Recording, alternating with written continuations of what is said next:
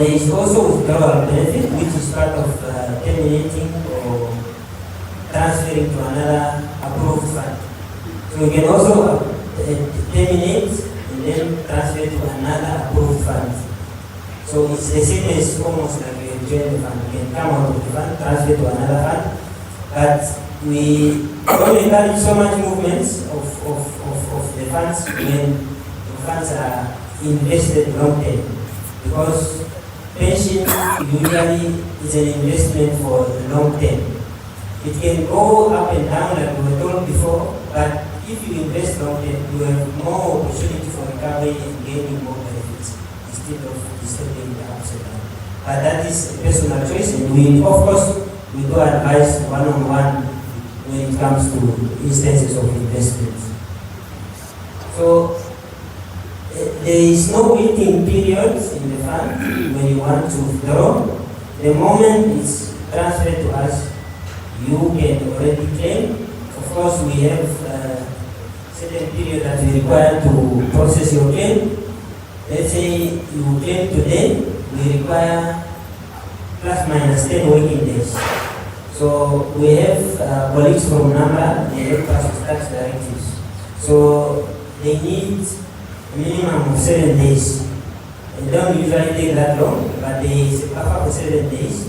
And then we need 3 days to process your claim, provided that all your documents, everything is complete. So we need plus minus 10 days to clear your claim and pay it. Plus minus, so it's not fixed, but usually it's faster than that. So the Pension Fund Act, the Income Tax Act allow us to give you access to your money. For the first 3 years, you have transferred into the fund. So after 3 years, the money becomes locked into the fund. You can only get it at your chosen retirement age. So for the first 3 years, you can access, you can withdraw. After 3 years, it's closed. That window is closed, it's locked. So you can only get it at your chosen retirement time.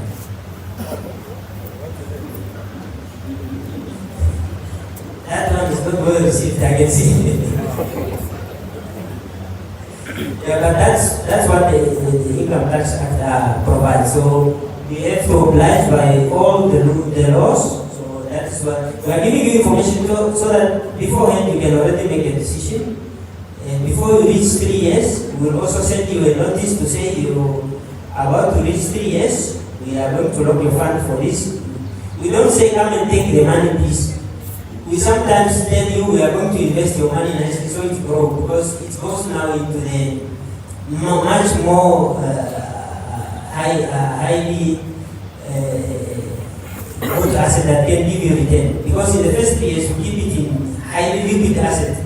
When you can say, I want to withdraw, we should be able to get your money within 48 hours if you want to withdraw.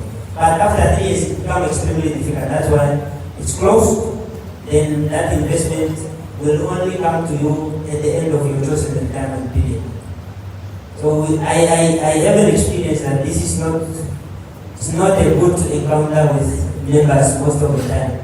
But we want to have this message to say, after 3 years, the law does not allow you to permit you to withdraw.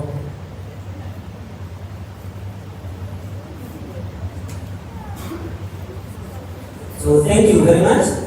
I will take some questions, but I would like to emphasize you only join us once you parted ways with your current pension fund, which means you don't have a relationship with your current employer also. That is where you part with your pension fund.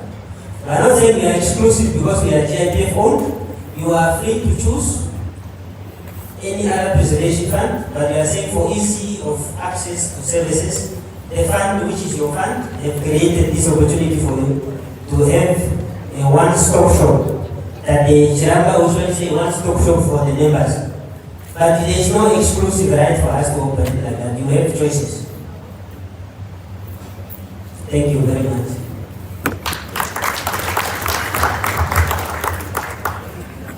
I think that was very clear.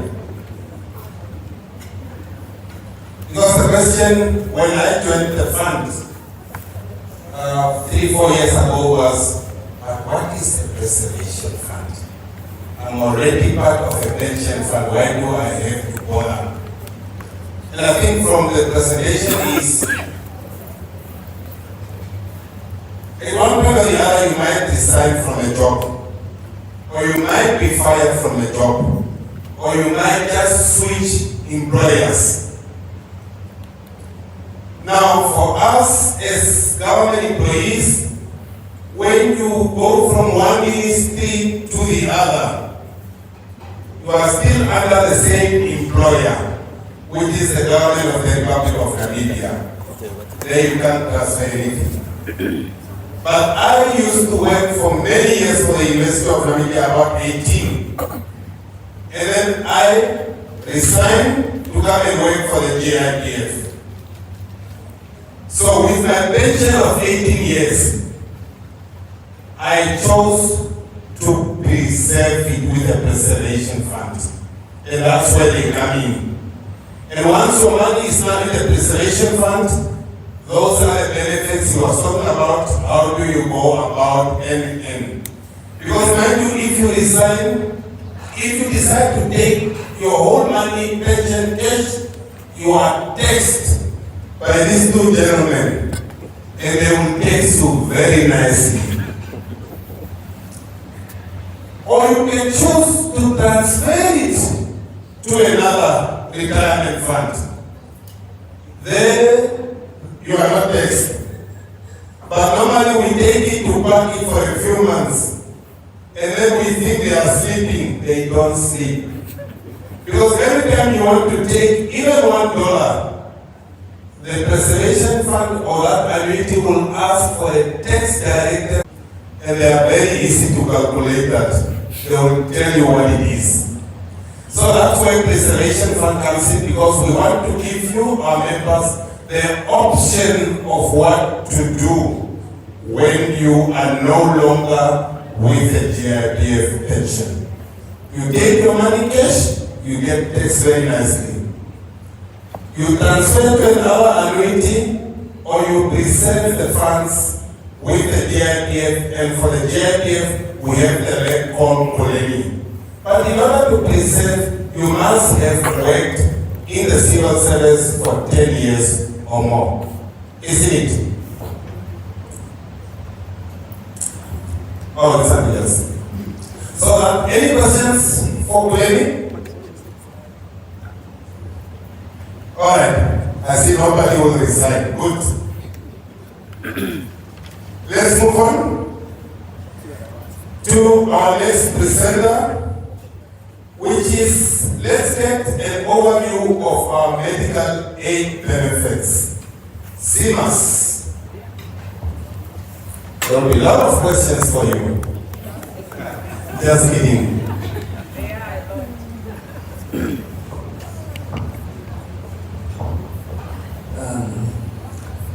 Good morning, ladies and gentlemen. Good morning.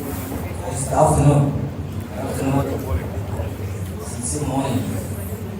Yes, morning. My name is Susan David.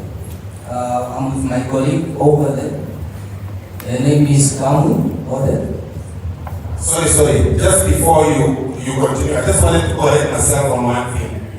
The 10 years is when you are deferring. Meaning you want to leave your money with the GIPF. It has nothing to do with planning. You want to leave your money with the GIPF. For that, you must have at least worked for more than 10 years. But to preserve your pension, you can preserve at any time you choose to do so when you are resigning or changing jobs. Thank you.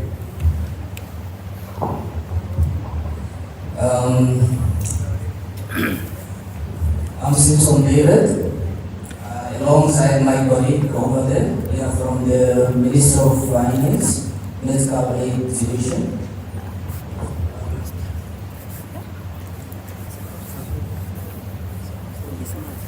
Okay, that's the outline of our presentation. That's what we're going to talk about today. So, what is CMAS? CMS is a benefit available to all public servants and their dependents. And the objective of CMS is to assist members and their dependents in meeting medical aid expenses they incur in respect of themselves and their dependents. It's also to promote the health of members in general through its wellness and chronic disease management programs. Okay. CMS is regulated by Section 25 of the Public Service together with the Public Service Act. Those acts, they regulate the business scope of CMS. Okay. CMS is governed by two line ministries. Office of the Prime Minister, Minister of Finance, and the Minister of Health. Okay, the OPM is responsible for benefit structure, deviations, and any matter regards to designing of CMS benefits. Minister of Finance is we are responsible for registration of membership. Here, Minister of Health, they are responsible with the deviation letters.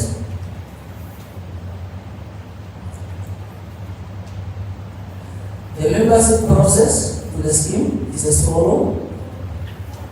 The membership to CMS is voluntary. Okay, it's not compulsory. So once you are appointed, you must apply within 90 days from your appointment date, which means you must apply within 3 months for you to be able to benefit immediately. But if you apply after 90 days, then there will be a 120 waiting period, meaning that it will take you 4 months before you start benefiting from the scheme. Okay, what the dependents that qualify to be on your medical aid as a main member. So, as a legal spouse, biological or legally adopted or step-children under the age of 21. Those are the dependents that qualify to be on your medical aid. Okay?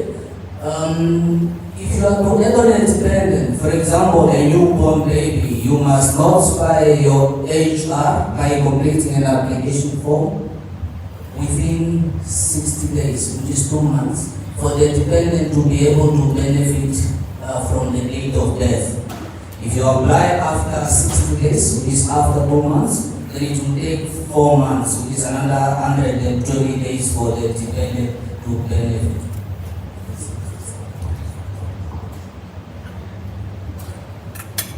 So, when the main member dies, the spouse or one of the eldest dependents can take over as a main member. That's if they were already covered by the main member as dependents prior to the death of the main member. Okay.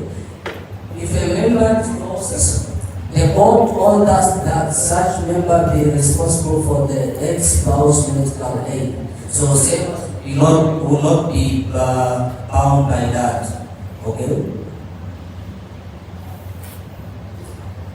So we have two options, which is standard option and the high option. So when is a member supposed to apply to move from one option to the other? So, application need to be completed between the 1st of April and the 1st of August of the current year to be implemented 1st of April of the following year. If you apply after the 1st of August of the current year, that means you have to wait for a year after next year. For example, if you want to apply to high option this year, the due date for applying on this was already 1st of August, so that means you have to wait for 2024. You should have completed your application form between 1st of April this year and 1st of August this year to benefit from the 1st of April 2023. So your deductions from the option where you are changing from should be then implemented from the preferred option date, which is 1st of April of the following year. Okay, same as membership at retirement or at and after retirement. So in terms of the staff rules, the human resources must inform the retiring member to apply for their same as benefits. They must reapply to continue with their membership. So the retiring staff member must have been registered on medical aid at least 2 years before retirement. If you have not been registered for at least 2 years, then you won't qualify to continue with CMS benefit in your retirement. So there's an application form, medical aid application form that the member has to complete. Basically, the respective human resources are encouraged to inform the retiring staff member 3 months before retirement to complete their application form.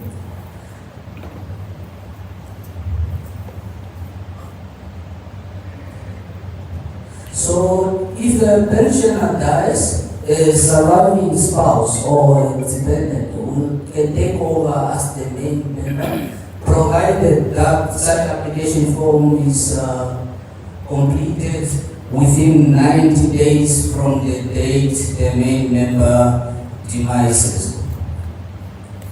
Right? Failure to do so, that benefit will be forfeited. Then who benefits in their retirement? Those are still retiring at the age of 55, that is early retirement, and at 60, normal retirement. Or if you are medically boarded, you can also apply to continue with your same as benefits while you are medically boarded. Or the spouse of all children of a deceased main member, they can take over as a main member, either the spouse or one of the dependents. Termination of membership and suspension of medical aid.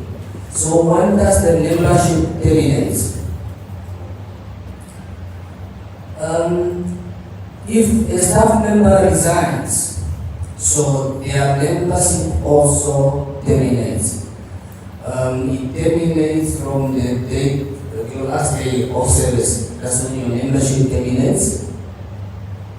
When you become a member or a dependent to another medical aid scheme, then you're supposed to terminate your membership because you are not supposed to be covered by 2 medical aid schemes at the same time. Upon the main member's death, the membership also terminates, or when you become a pensioner. So, if you do not apply for your membership within 90 days after your retirement, then your membership is supposed to be terminated, it's supposed to be forfeited. Okay, suspension of membership. This is suspended when you are behind with 3 months with your membership contributions, or the moment you decide to reside out of the borders of Namibia permanently. So your surname as membership is supposed to be terminated. Or at the retirement, then you decide to transfer your annuity or your annuity funds from GIPF to another pension fund. Your same as membership is supposed to be terminated as well. Okay, we have 2 available benefits, as I mentioned earlier. which is the higher option and the standard option. So members contributions for the main member on higher option is 240. For each dependent is 120. Okay. You have unlimited private hospitalization benefit when you're on higher option. And then you only pay 5% from your pocket. 95% is covered by the scheme. You also have unlimited benefit on chronic and acute medicine. That's when you're on higher option. While on standard option, the main member contributes $120, while for each dependent, you only contribute $60.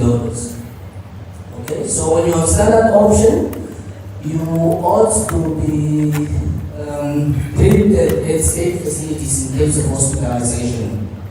Right?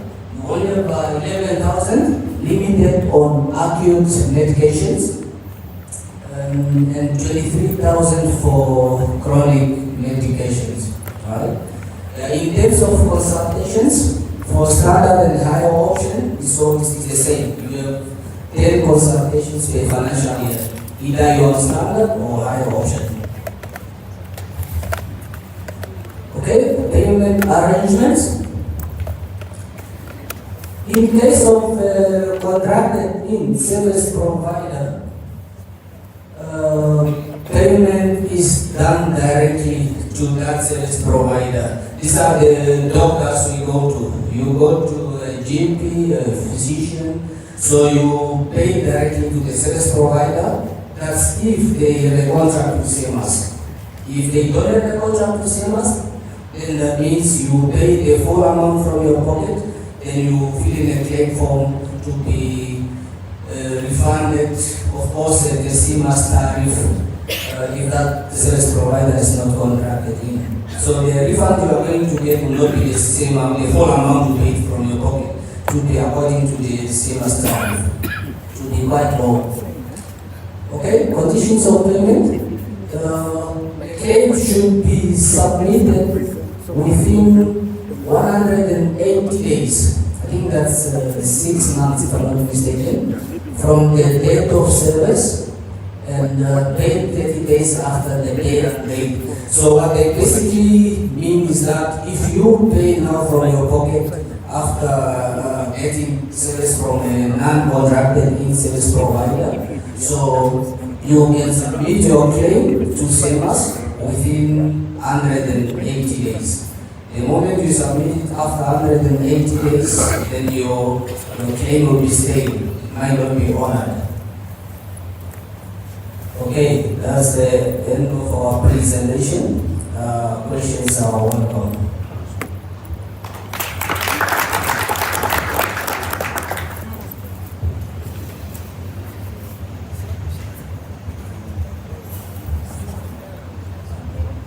Yeah. Earlier, when I think there was a presentation from Alan Ray, there was a question as to who is about to go on retirement, and there were quite a few heads. This presentation is very, very important for the colleagues, for the members who are about to go on retirement, because sometimes there is a thinking that everything is automatic. You don't have to apply, you don't have to do it. So please, are there any questions for CMS on medical aid? I can see that smile. There's a question. She has a question. This one, if you can please come forward.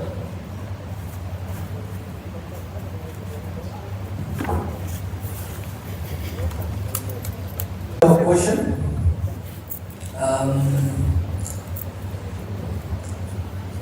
When it comes to a situation whereby you are going under an operation or a procedure and the fund is unable to cover for that, I think there's a procedure in place whereby you need to approach your HR so they can apply for financial assistance through the office of the Prime Minister, the Public Service Commission. So if you are unable to cover that 5% from your pockets, you can apply for financial assistance, and that is done through your HR. In terms of doctors suggesting that you move from standards to high option, that's why we have options in place for you to be prepared in advance. Not only when the situation requires you to move to higher option, that's when you are changing. Because in the past, there were exceptions whereby one can get a doctor's letter and then be changed to high option depending on the situation at hand. But then people have been abusing that. So the person changed to high option today because of the operation they are undergoing. 3 months later, they change back to standards. And remember, doctors, they are out there to make money. And we need to sustain this medical aid scheme. It's very, very much affordable compared to others out there. So, if we abuse it, we might lose it. I think I've answered your question.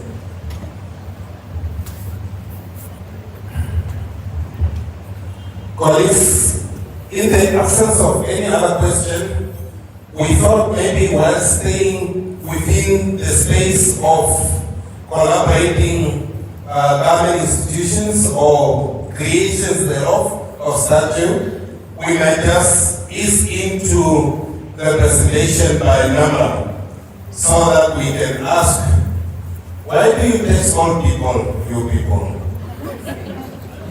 Why do you do that? When are you going to stop this? All right, let's welcome him to the podium. Thank you very much. I'm not sure if it's still morning or afternoon.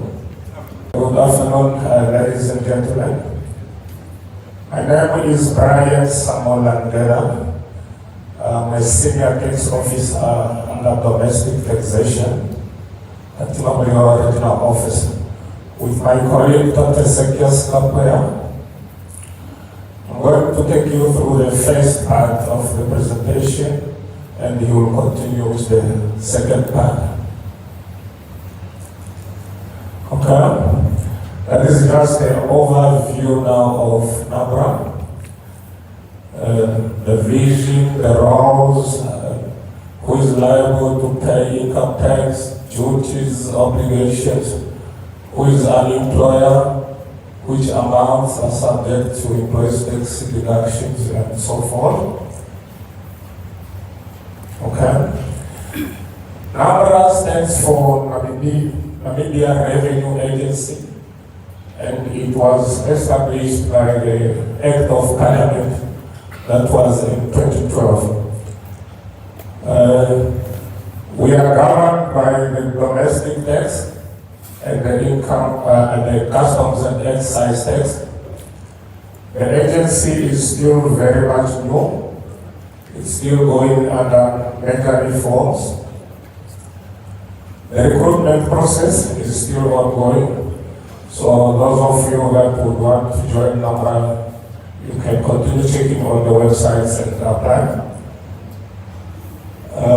The Namibia tax system is based on source-based. What that means is that you are being taxed on the money that is from within Namibia. So you are not taxed on the money that is coming from outside the borders of Namibia. And the tax is also paid as you earn. So the more you earn, the more you pay. The less you are paid, the less tax will be deducted. So it's pay as you earn. And it's also on a self-assessment regime. So we require you to complete those returns. You assess yourself. The day that you submit the return, if there is any outstanding tax, you also need to pay it the same day you submit the due date. We also have an online system, the ITAS, Integrated Tax Administration System. So you can register yourself on that system, and then you can easily do your online submissions. You don't need to come to our offices. You can do that anywhere, whether you are in the country or outside the country, you can submit your returns. Okay, according to Adam Smith, he's saying a good tax system should adhere to those principles. It should adhere to equality, certainty, convenience, and economic efficiency. Okay? And that is our vision and mission and values. We also have them here on the banners. So we aspire to become a world-class revenue agency, serving with passion to positively impact the livelihood of every Namibian. And our mission is to administer and enforce the tax laws without fear and we are effective on that one. And the values are integrity, fairness, diversity, efficiency, and agility. Okay. And that is the mandate now for Namibia Tax. NAMRA was established in accordance with Section 2 of the Namibia Revenue Agency Act number 12 of 2017 to administer and enforce the following tax laws. We have the Customs and Excise Act, Income Tax Act, Import Levy Tax Act, Petroleum Taxation, Stamp Duty Act, Transfer Duty, Value Added Tax, State Finance Act, and Treasury Inspection. So those are the laws that governs us. And the goals of NAMRA is to maximize revenue for the state. So the revenue that we collect is not ours, it's for the state. And the other goal is also to enforce those tax laws that governs us, and also to promote efficiency and good governance, improve tax knowledge. This is through tax educations that we normally conduct. And those are some of the benefits of tax, the one that you have. It's to accelerate the economic growth of the state, encouraging savings and investments. So if you have more money for the state will be able to save some few money. Raising government revenue will also assist in financing the government projects like the building of schools, hospitals, and roads. Also for price stability, the tax will also assist in stabilizing the prices in the country. Reduction of inequality and wealth. So when the state has money, they will also be able to pay those social grants for the pensioners. So that will also reduce the inequality now between the age groups and also those who the taxpayers. Okay, who is liable to pay income tax? Normal tax is levied on taxable income. That means you are not taxed on all the income that you receive. So you are only taxed after the allowable deductions and those other exemptions are subtracted. And then what is left is the taxable income. So that is what you are taxed on. Individual income tax is for all individuals, including deceased, trust, minor, etc. So those people that are registered as individual taxpayers, and the received income, so you will be taxed on that income. And that is the tax tables with all the tax rates. Those tax tables, we also have them on those returns that we sent to you. The brown one, you will get the tax tables on the last page. And the blue one, I think it will be the third last page. You will get those tax rates. And then you can calculate yourself to see how much tax will be deducted from your earnings. Okay, and we have the duties and obligations of you as taxpayers. The first obligation is to make sure that the moment you reach the taxable income, you will be obliged to register yourself at our offices, and so that we provide you with a tax number. And the threshold is 50,000 per annum. So the moment you earn 50,000 and more, you should come to our office for registration to have a tax number. Employees are obliged to provide that registration certificate to the employer. So after you register yourself at our office, we'll issue you with a registration certificate with a tax number. With that tax number, that certificate, you take it to your employer so that they can add you on their database for pay as you earn. The employer is obliged to provide an employee with a pay 5 at the end of a tax year.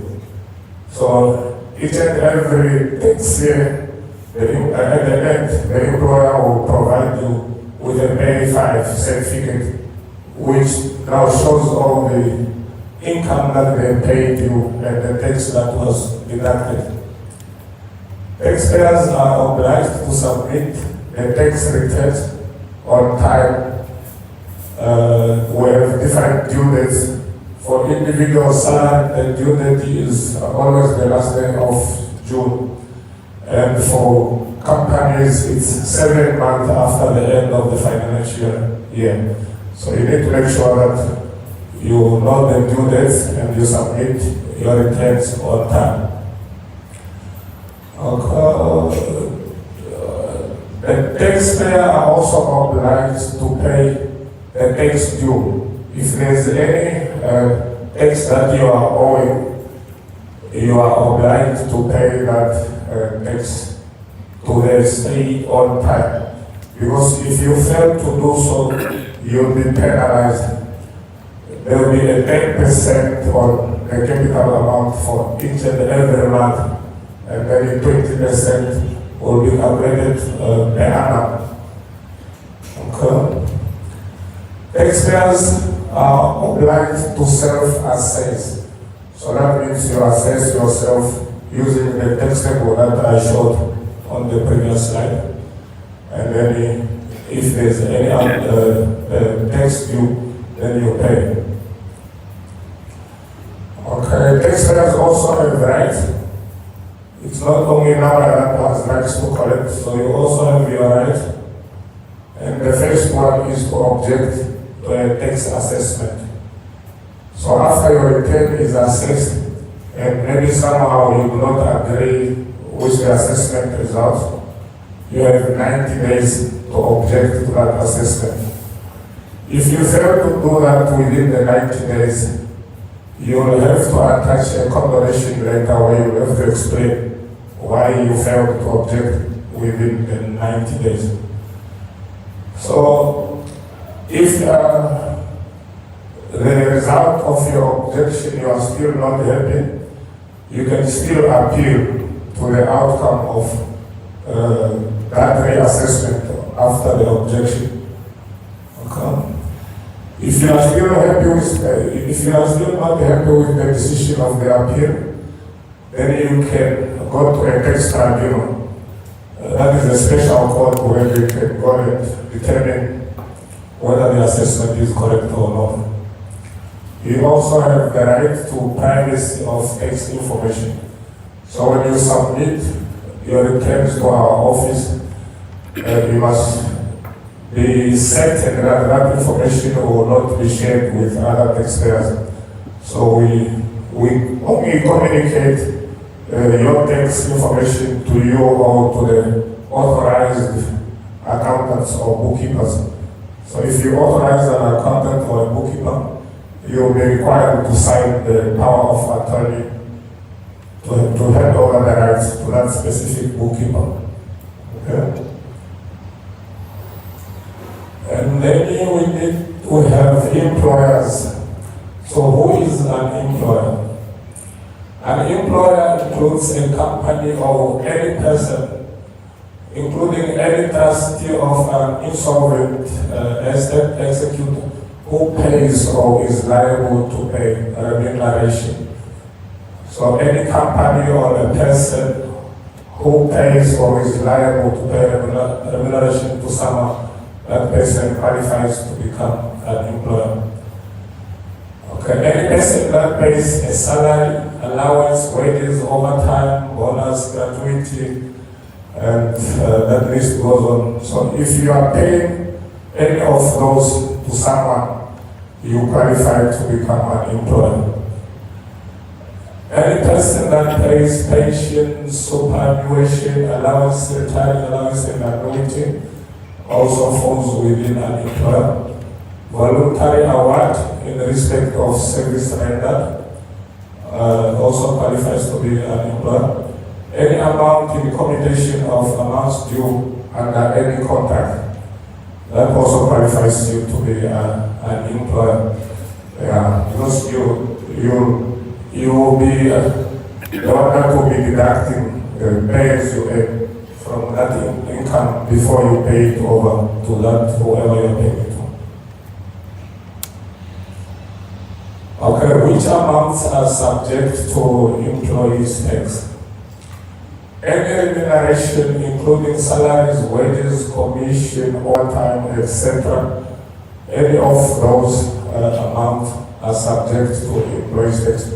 So if you are an employer and you have employees that earn about 50,000 per annum or 30,300 per month, you will be obliged to deduct pay as you earn from that income before you pay to that employee. Any amount paid because of termination of an employee's service, gratuity, leave, compensation. So when you resign or when the employer decides to terminate your employment, that the leave days, whatever amounts that they will pay, those amounts are subjected to employees' tax. Any amount in commutation of amounts due under any contract of employment or service, or the value of any quarters, board or lodging and residence, that is also subject to employees' tax.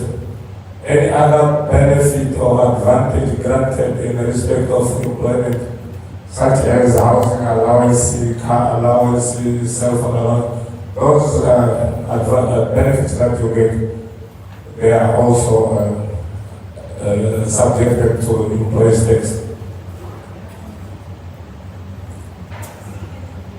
Okay, and then we have the deductions and withdrawals. These deductions is the deductions that are allowable, and these the ones that we subtract from your total income before we determine your taxable income.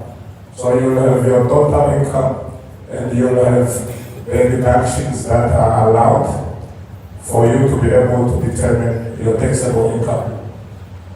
And those allowable deductions are limited to 40,000.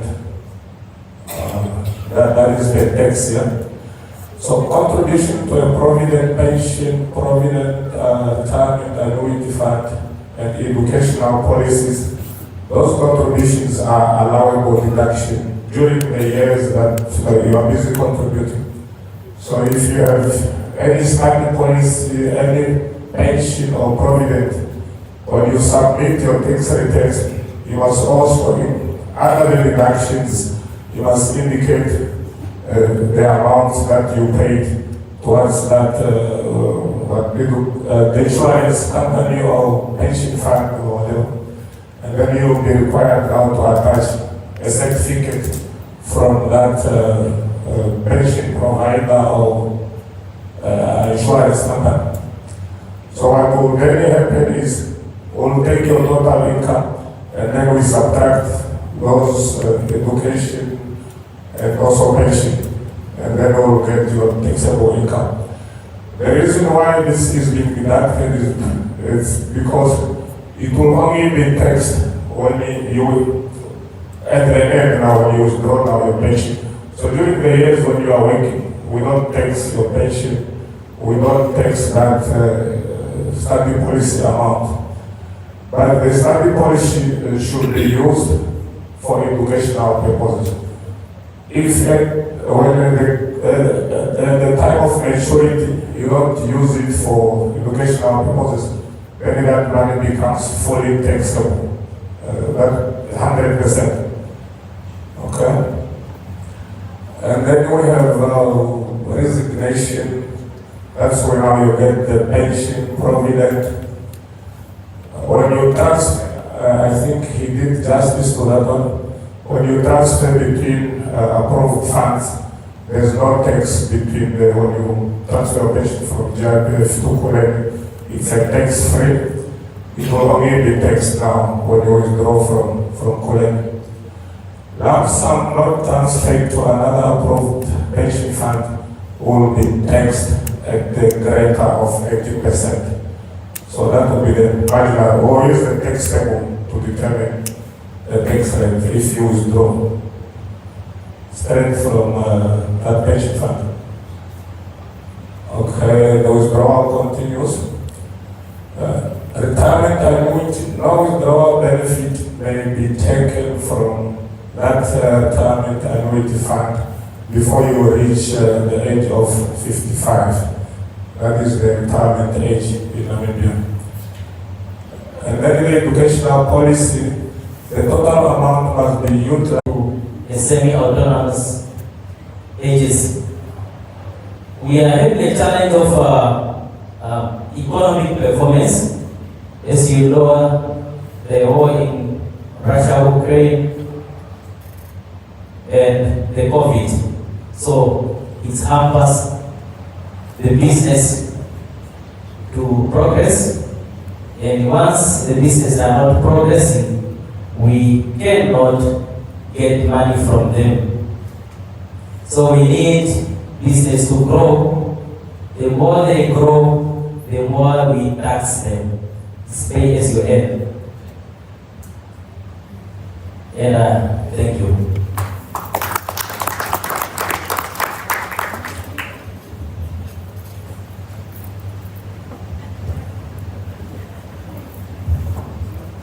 We have a few minutes, about quarter of an hour before our lunch break. So let's have the questions for number. But before we ask them, let's give them a round of applause as well. Questions on the taxes. We are all clear now as to how we are taxed, as to why we are taxed, and where we can go.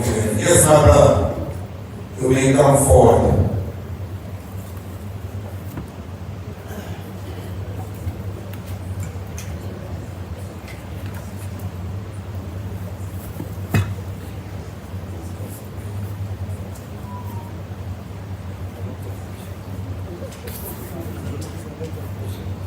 We are looking for the DJ or the person responsible for the sound system. Just to help the number.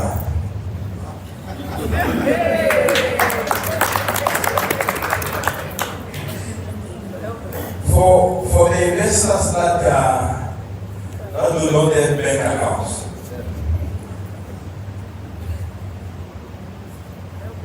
can I say this? Those that have got the rich girlfriend investors, when you go in the visit in the bedroom, please show so that you are performing and check analytically, the bill of the money will be found and the report. Thank you very much.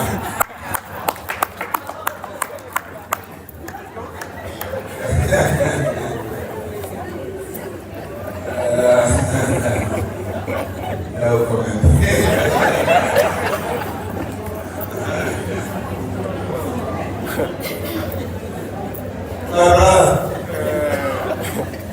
My brother, I'm sure that was hypothetical and not from experience. Just kidding. Any other questions? Yes, sir.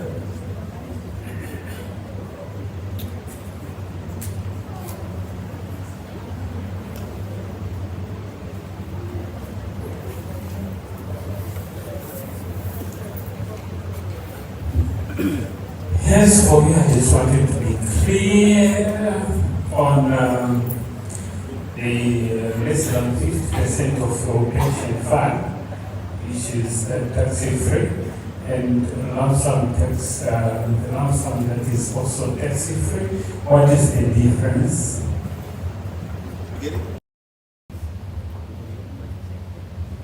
Repeat again. Okay, I just needed clarity.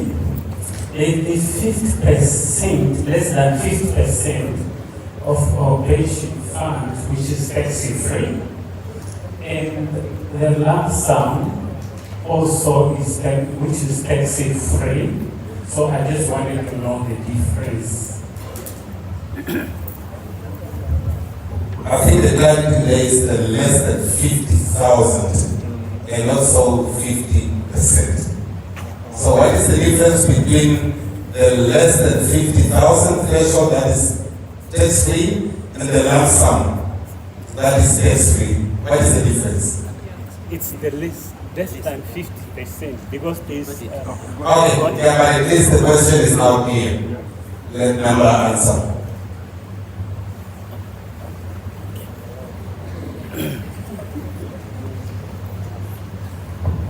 Okay, thank you. Before I answer that, there is another question which came in the form of a love letter. And it reads like, sponsor change by number or charged by number because she did not retain the pay 5 HG IPF. She was told that she is paying less. She cannot retain the pay 5 HGPIF, but then later she was charged and she is still paying. Okay. I can see here that this lesson, maybe if I can take it, maybe have two pay 5. One is for from GIPF, and I don't know who told her that she should not submit it. As we say, the honest is on you as a taxpayer to submit all your income, to submit all your pay 5. If you happen to omit, you got 5, 3, pay 5, and you omit 1 previously, and later number find out that you omit your income, you're going to face the consequences of, because they are going to revise that pay 5 and you owe. Another thing is that if you happen to have 2 salaries, visit our office so that you can see whether you are paying tax correctly. Usually you send people to GIPF for a tax directive to increase your tax rate. As we say, it's a pay as you earn. So your pay 5 from the Ministry of Education plus your pay 5 from GIPF, whether maybe you are a widow or a widower, We combine them together. And when you combine them together, you are out of both the threshold. You pay as you earn.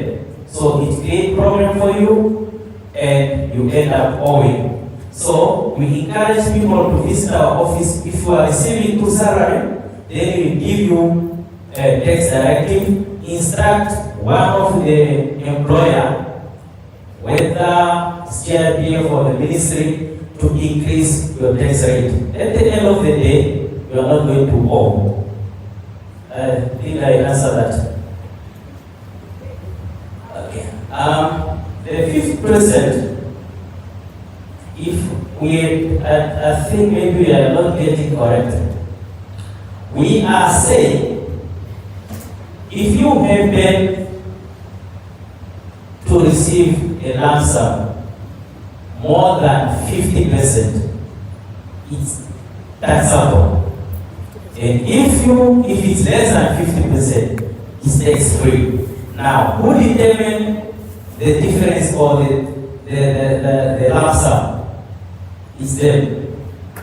Always on your statement, they will show you from GIPF or from other patient, they will show you that this is your total, the cash withdrawal, or the lump sum in case you die is this. I think that's from them. They are determining that. You are clear? Thank you. And I think if our calculation is right, our lump sum is 1/3, which means 33%. And hence, that's why it's tax free. Right?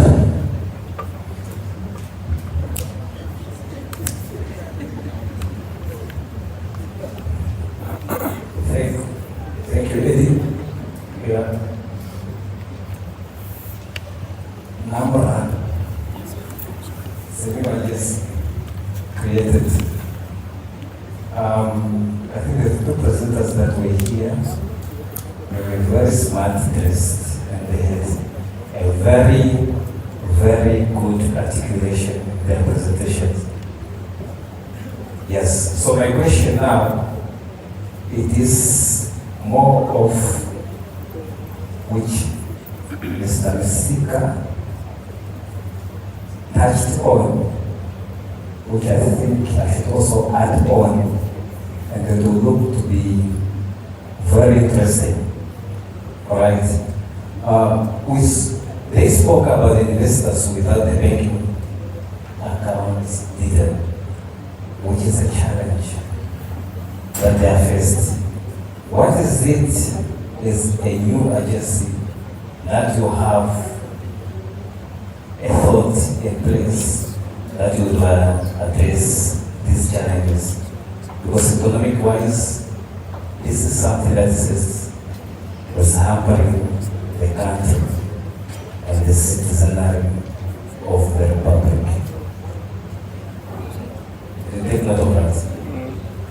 What is it that you have in place to address the issue of investors without the banking details? Thank you.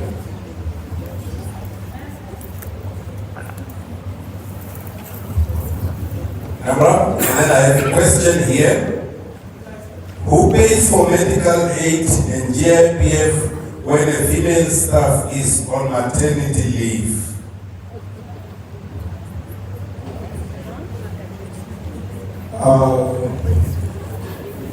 I think the second question is, okay, let me answer the first one. Okay, for the investors that do not have bank account, it's a very big challenge that we have because we do not have laws currently now that should force those investors to open bank accounts. But I believe the recommendations have been made to the parliamentarians to, in their discussions there in Parliament, to, if they can bring that up and make sure that there is a law that forces the investors to open bank accounts. Other than that, we try to rely on the information that we have. We do try to check those are the financial statements. Most of those people that do not bank, they do not even have financials, they do not even have those machines. So when you go buy, I don't want to mention them, there are some shops, they don't even issue receipts. So it's very difficult now for us to follow now and see if people have been making sales or not. So but we rely on those invoices. If there were any invoices that we issued, there are machines that keep a trail of all the invoices that were issued. So if we go back to those machines, we can reprint and see if there were any invoices that were issued during that period, and then we can use that now to determine that we have. But we'll also have what we call lifestyle audit. So for those that are not paying, we'll be auditing your lifestyle. We'll check the assets that you have. If you are unable to explain, for example, a teacher that is earning maybe 10,000, and you own a big house at Boma, you drive a Jeep, you drive a Range Rover, and you are unable to explain now how you are financing those, because common sense would tell us that the 10,000 will not be enough now to finance the assets that you have. So if you are able to explain, then we can even, what is the term? We'll take those assets and sell, we'll auction your assets, and then that money will be for sale, because you should be able to finance whatever assets that you have. We'll have interface with NATIS. We are in the process of interfacing with NATIS. So we'll be able to get a report from NATIS to see how many cars are registered in your name. We'll also have interface with BIPA. So we'll also be able to get a report from BIPA to see how many houses are registered under your name. So if you are able to explain that, it will be a joint investigation now between the intelligence and us now, because otherwise there will be hidden income that you are not declaring. So those are some of the mechanisms that we have. We also have a problem with rental income. These people that own flats around here, they are not declaring that rental income. That income is taxable. So if you are receiving rental income, you must make sure that you declare that income to be taxed. Because if you don't, one of your tenants will indicate on their tax that they paid you rental, and they will also put your tax number there. The moment they put that information on their return, that will trigger your return to be audited. So we'll go back to your return, and then we'll trace that rental income. So you must advise all these people that have flats here that they must voluntarily declare that income, because we are coming. Thank you. So should we already add the tax to the rental so that we are okay? Or? Yes. Yeah. I think there is a challenge. Soon we will be asked here to also account for why you have a different suit and dress every Sunday to church. Things are going to be difficult. Lifestyle audits are coming. There was a question to SIMAS. Who pays for medical aid and for GIPF when a member of staff is on maternity? How about paternity?